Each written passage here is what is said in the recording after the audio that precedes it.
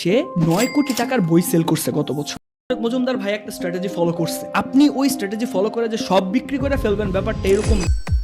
যদি e commerce business করে কোটি কোটি টাকা আয় করা যায়, তাহলে তারা কেন ব্যবসা না করে কোর্স বিক্রি করে?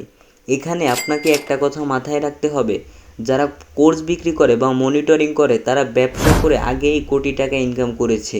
এখন যারা কোর্স বিক্রি করে তাদের উদ্দেশ্য কী? তাদের উদ্দেশ্য হলো যারা ই কমার্স বিজনেস শুরু করে তাদের জন্য সেলস বৃদ্ধি বা গ্রোথের জন্য কাজ করে, তাদের জন্য গাইডলাইন হিসেবে কাজ করে।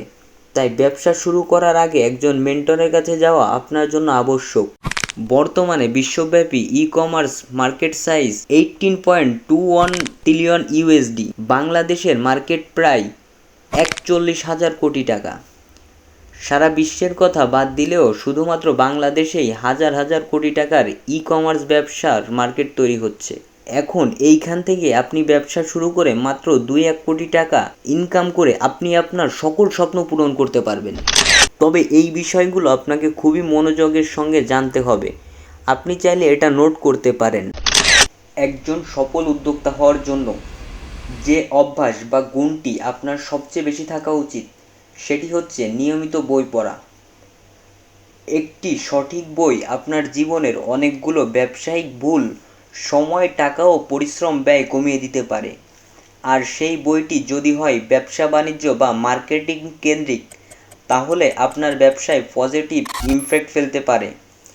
ব্যবসায় হতাশ হলে চলবে না, কেননা ব্যবসায়ের মধ্যে রয়েছে 10 ভাগের 9 ভাগ রিজিক।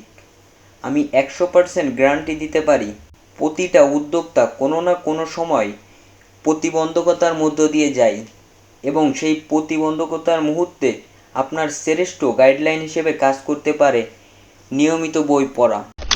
ব্যবসা বাণিজ্যর ক্ষেত্রে মাইন্ডসেট একটা গুরুত্বপূর্ণ বিষয়, কেননা ব্যবসার প্রেক্ষাপট অনুযায়ী আপনাকে রিস্ক নিতে হবে। আপনি ব্যবসা শুরু করার আগে বর্তমান বাজারের পরিস্থিতি বিবেচনা করে সঠিক প্ল্যান দাঁড় করতে পারলে আপনার কম্পিটিশনে অনেক এগিয়ে যেতে পারবেন। শূন্য থেকে বিজনেস দাঁড় করাতে গেলে শুধু অস্ত্র দিয়ে নয়, বরং রণকৌশল দিয়ে জিততে হয়। তাই ব্যবসা সম্পর্কে প্রতিনিয়ত জানতে থাকুন, এটি আপনার ব্যবসার গ্রোথে অনেক এগিয়ে যেতে সাহায্য করবে।